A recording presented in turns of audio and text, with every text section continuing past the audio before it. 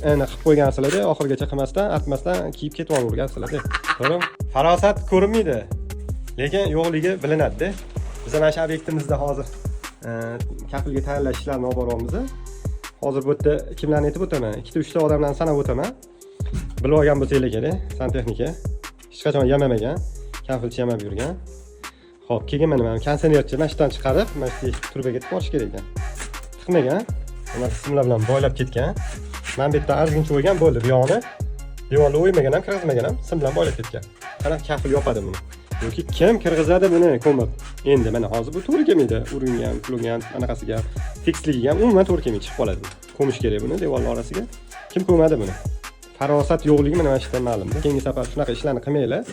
Ishinglarni oxirigacha tugatib, akkuratni birovga xalaqit qilmaydigan qilib ketinglar, iltimos sizlardan. Mana shu ish emas-ku, masalan, mana shuni ozgina o'yvorib turib, ko'mib yuborish qiyin emas-ku. Kim u meni tashlab ketgansizlar, ya'ni.